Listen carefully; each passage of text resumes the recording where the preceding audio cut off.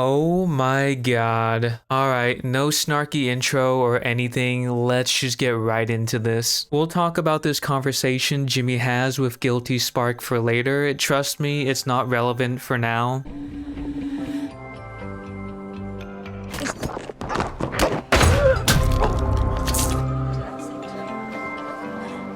When I saw these scenes, I was extremely sus about what I was watching. In case it's not clear, yes, they're doing the flood outbreak on Onyx Base. I was hoping for the killer robots. I thought it would have been funnier because the show is stupid. But they actually went down a sensible route. Like, what the hell? That's not allowed. Anyway, the reason I was really sus about this was, well, you saw the scenes yourself. How many of you believe we got a zombie outbreak instead of the flood? I think it's a fair assumption to make. Just hold on to that for now. Also, I guess there's no protocols in place in the event we get these shenanigans happening. No red alerts or a lockdown initiation. Like, guys, somebody just got stabbed. Please tell somebody. Oh, and we're finally gonna get that army battle we've all been waiting for, but we have a problem. What is the plan here? Kai knows about the plan to spike the one ship and generate a blast that would wipe out everyone here, including their own ships, along with the nearby planet and Halo and the entire star system too. It's pretty nuts this power exists. I don't know what they're gonna do, but I mean, they may as well fight because the Covenant are right in front of Halo thanks to Oni's stupid plan.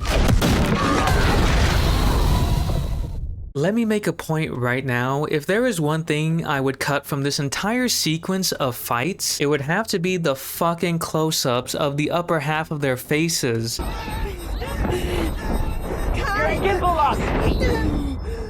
I understand they want you to know what is going on from the character's POV, but you don't have to keep doing it. Get your nose out of my face and just show the whole scene for God's sake. Oh right, I keep forgetting the people in charge of this show believe it's impossible to convey emotion without showing the face. It really is a shame because there are some good shots here. They're just ruined by these constant half-ass Iron Man close-ups. Kai, Perez, and whoever is left of the team, they make it to one of the ships and I guess they'll continue on with their mission to kill everybody. Meanwhile, Jimmy is talking to evil Oni person and the conversation between them, it's a bit strange. It's of critical importance that you reach the Halo first. I'm done taking orders from you. Assault force is getting torn up out here. Focus on the Halo. If you don't control the Halo, the enemy will... Last episode, Jimmy was talking about how he's gonna beeline it straight to Halo and just screw everybody else. And the way these two are talking to each other right now makes it sound like he's not even gonna go to Halo. He's planning on helping out the UNSC until he isn't? I don't know, the dialogue is confusing as it often tends to be. Guys, don't forget about Soren, we gotta finish his story. I have no idea how he even got out of that facility after making himself known he was there. None of these places have good security apparently, and I'd say that makes sense considering who's in charge. That doesn't mean it's good, it's just dumb. Oh yeah, Kwan is here too. I don't know how she found her way back out of that well she jumped into. Soren and Kwan head back in there because, we gotta save the wife and kid, and Ackerson is in jail right next to them. How nice. Hello? Now, if you remember the simulation from episode 6, this fight is close to that. A lot of random explosions, a lot of aggressive shaking of the camera, a lot of people shooting their guns, and you don't often see if they're even hitting anybody. I don't find these shootouts to be very compelling or believable. It's hard to even get a sense of what's happening. At least they show some elites widely swinging their swords around, missing their targets. That's nice. It's the fleet! About time! Jimmy has a moment where he contemplates helping the UNSC military. It's a very difficult, very meaningful choice that needs to be decided on a coin flip.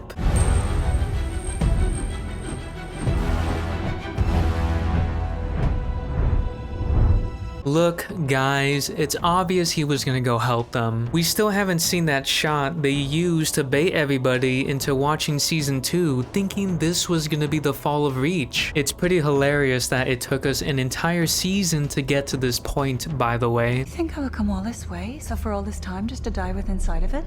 Will he come? You're loyal. Am I? It's a virtue and a problem. I'm no one's pet. I belong to no one. You're going to erase me.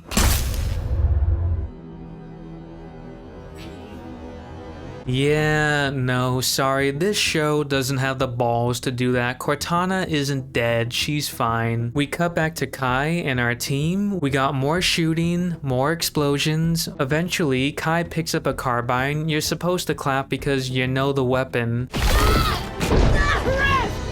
Well, at least we get to see Perez dual wielding some needlers as she gets dragged to safety. Honestly, I'm surprised they're even still alive. If the elites really wanted to win this fight, they just need to lob some plasma grenades at them. Remember, these are just Marines in a fancy SPI suit. One of them has only been trained for like a week. They aren't augmented soldiers like Kai, so if anything, they should be getting dumpstered. But guys, this is serious. Perez may not make it back. She got hit pretty bad. Oh man, I would be so sad just to see this character perish. And Kai is about to do the one thing that would fix this entire show. I'm being serious, by the way. Kai could kill every single person here, and the Flood could clean house on Onyx base. This would be amazing if this happened. But no, that's not gonna happen. What the hell is that? Wait, they did have plasma grenades, and they didn't use them. They couldn't even bother to show it exploding on screen either.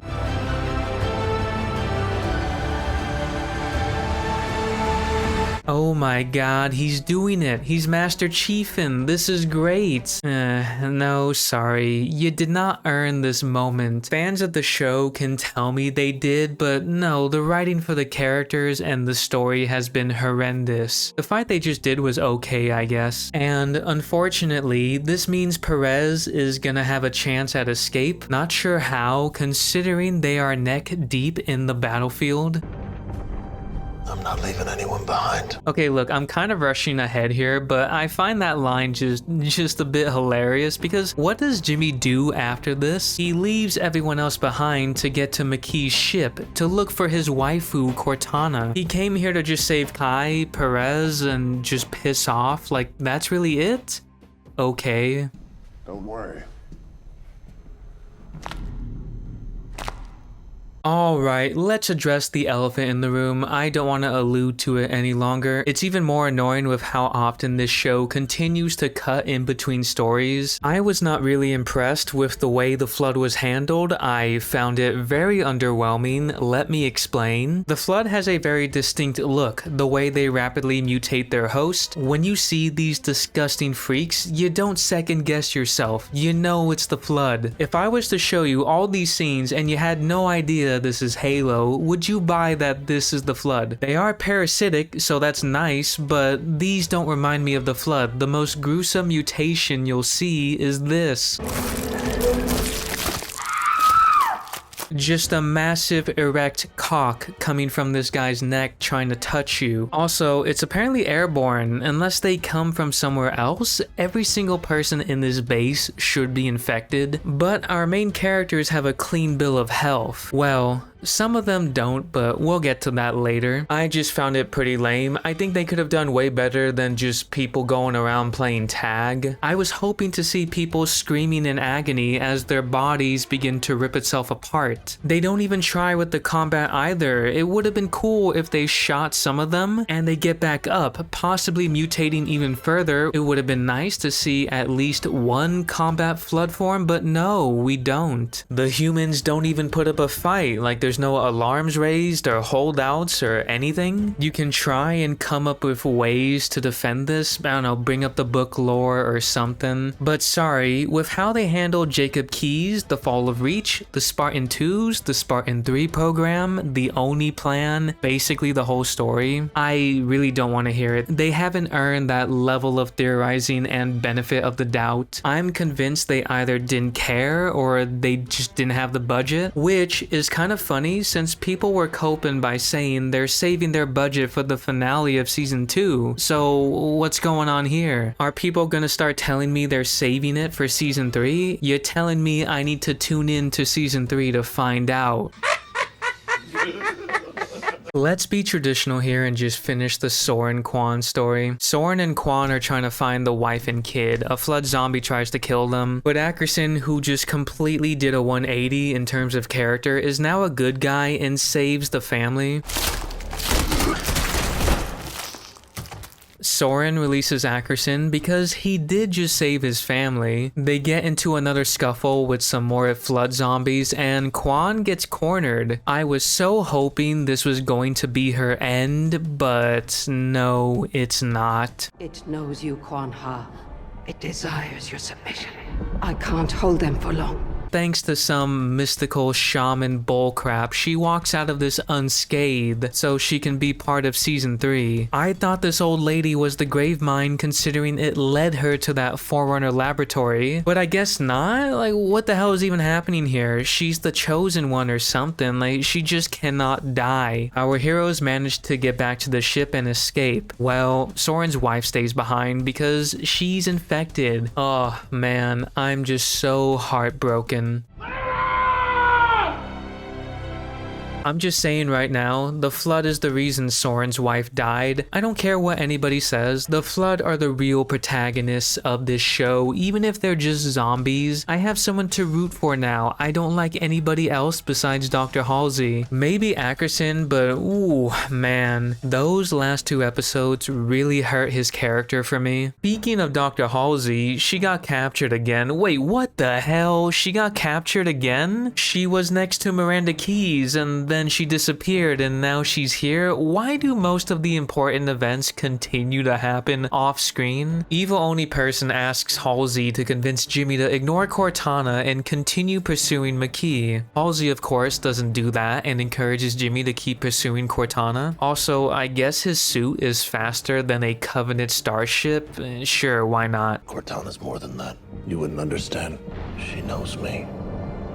I find it very strange how there is so much emphasis on Jimmy's relationship with Cortana, but unless I'm misremembering season 1, they didn't really flesh out their relationship. I feel like this show is trying to manipulate me into thinking they did, or they're trying to use my knowledge of the games hoping I'll just put the pieces together for them, which no, I will not. Oh, and as we all guessed, Cortana is not dead, but there's no way for Jimmy to save her when she is part of the ship that's about to crash land on Halo. Okay, we need to talk about this. I know what people will say to try and defend this. Dude, it was in Halo 2. He can do this exact same thing. For starters, this show is not canon, and even if it was, because it's an adaptation, they need to give you something to work with for you to understand this is possible. In the case of the games, between Halo 1 and 2, Master Chief's armor went through a serious change, so you can probably piece this together yourself. You can assume his new suit allows him to more easily transfer an AI just by touch alone, and he most likely would have been told this. I'm pretty sure there might be an answer in a book or something, but I'm just using the games for right now. But in this show, Cortana was an implant. Jimmy's suit hasn't changed at all and was taken away from him. There's not really much I can pull to explain why this is possible or how Jimmy knew he could do this. This just feels out of nowhere, unless there was some throwaway line I missed, but fuck, this is happening, I guess.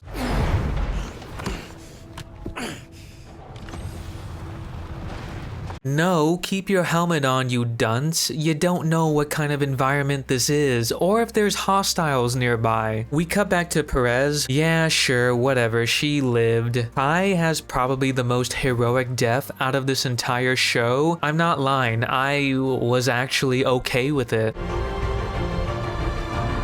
This is gonna hurt. The only complaint I have is that the explosion is shown off screen. Like, come on, dude. Can you stop doing this and show the entire thing? Assault carrier destroyed, Admiral. We have the upper hand. What do you mean you have the upper hand? That was one ship, and it was heavily implied throughout these last episodes there was no chance.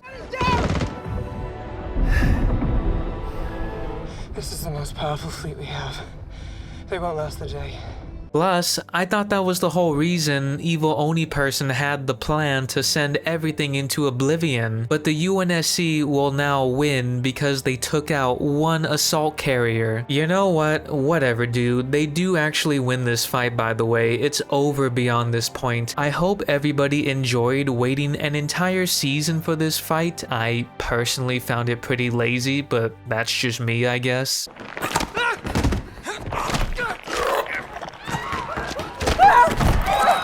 A flood zombie nearly gives Dr. Halsey mouth to mouth, and I just couldn't help but think about a different show that did something like this. But someone saves her and Halsey escapes. Oh my god, it's over. She's finally dead. You have to understand, I'm not happy this character is dead because she is the villain. This character was an annoying imbecile who devised an insane plan that should have backfired on her a million times over. If it was up to me, I would have had a flood combat forum dice her up, but I guess that would strain the budget. Halsey makes it back to Miranda, and I was gonna say devise a plan of escape. This is remarkable.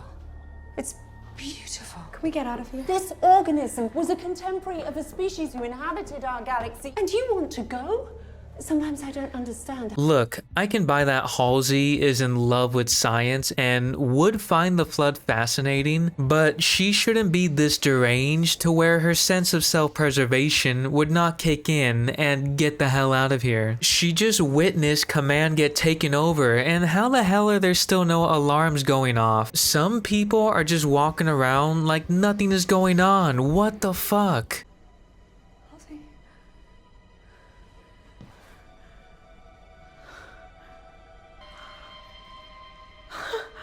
Oh, dude, you're not serious, right? Dr. Halsey, one of the only characters I care about, is infected. Is she gonna die? No, she doesn't. Miranda puts her in the fridge, although I'm not sure how she's gonna get out of this mess. How is Miranda not even infected, by the way? The source of this outbreak came from her, FYI. And that's the last of what you'll see of the flood. I hope everybody loved what they did. Just a bunch of zombies playing tag. I mean, I thought it was pretty funny. Anyway, Jimmy catches up to McKee and the Arbiter, and I'm just kind of wondering what was the point of having Jimmy contemplate helping the UNSC. Clearly it didn't matter. I mean, he still caught up to these fools before they could do anything. It's time for a battle to the death. Who among these two simps will earn the right to embed their seed into McKee?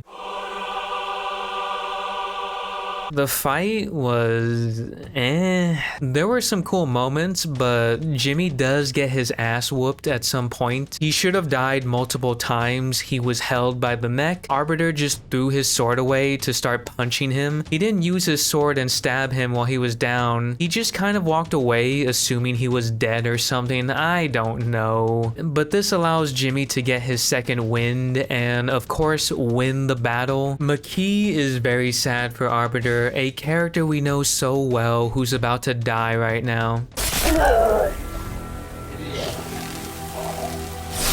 Well, this is either good or bad news depending on how you take it, but this wasn't our boy, Velvatamine. This guy had a different name, which I would have remembered if I cared enough about this character. I just went by what they called him, which is the Arbiter. I believe this guy was our shoo-in for the Arbiter from the games, considering he was an Arbiter, but I guess there really wasn't a point in that since we learned fuck all about this guy. He could have just been a commander instead of an Arbiter, but this means they have a chance to introduce Thel into the show. Aren't you all excited for this? Oh, Kai is totally alive, by the way. I don't know how the hell her body is intact considering how she went out, but don't question it. Apparently, McKee knows Halo can kill everyone, and she wants to do that because she's a psycho. The UNSC is making their approach to Halo while some more structures rise up from the earth, but the one thing that's annoying me most of all, I just don't understand why Jimmy just lets McKee walk away. I would have immediately incapacitated this lunatic. She just told you what she plans to do, and you're letting her speak like she has any control in this scenario. There is so much that you have yet to understand about what we are, you and I. That I'm a demon too. That's not even within the same context. That's the title the Covenant gave Master Chief, Jimmy, okay? Jimmy goes in after her. We learn that Jimmy has been talking to what I believe is Guilty Spark. It's heavily implied that after Jimmy went in after McKee, a whole adventure happened off screen. Jimmy found something. Could be more Flood or something else. Yeah, please tune into season 3 to find out, because that is where the finale of Halo the series season 2 comes to a close.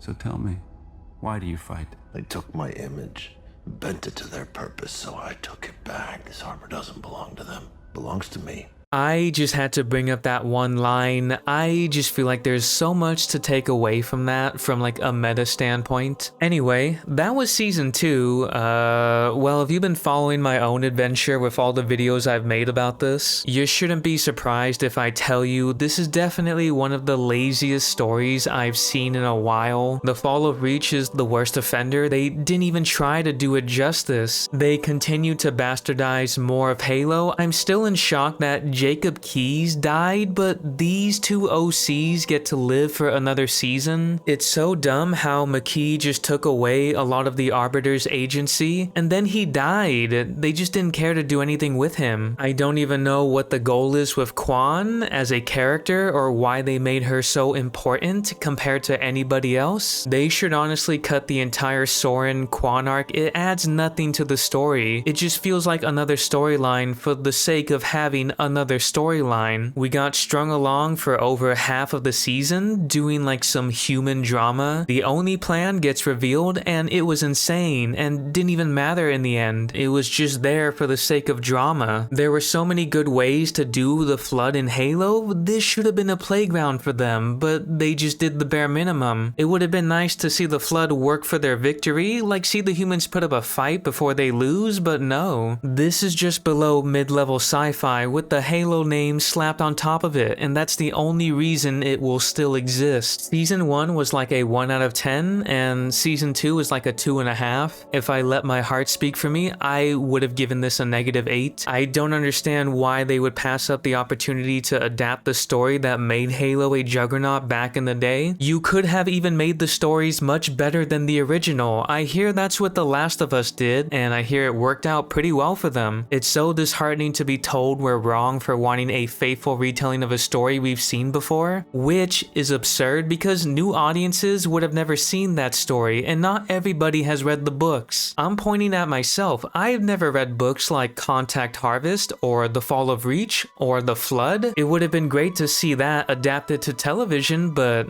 screw that, I guess. This show does not deserve a season 3, but I'm sure it will happen because enough people will have given it a pass for them to continue on. Instead of advocating for a reboot, we'll continue the usual trend of Halo's name being taken for granted, or maybe it won't later down the line. Who knows what will happen next, but that's it for me right now. I don't know about anybody else, but I think I need to play the old Halo games to wash the bad taste out of my mouth. I hope you enjoyed the journey. I mean, I thought it was fun. I did have fun talking about this. Obviously, I would have preferred if the show was good, so I can sit here and talk about how good it was and how you should watch it, but that didn't happen. The next time you see me will probably be when the Fallout TV show happens. Maybe. I mean, it's something I'm curious about. Okay, well, I do stream this awful game called Halo Infinite every Tuesday where I rant about Halo and some other random things. Anybody who cares will find me there much earlier. I hope you enjoy the rest of your day, and for the love of God, no season 3, please just start over.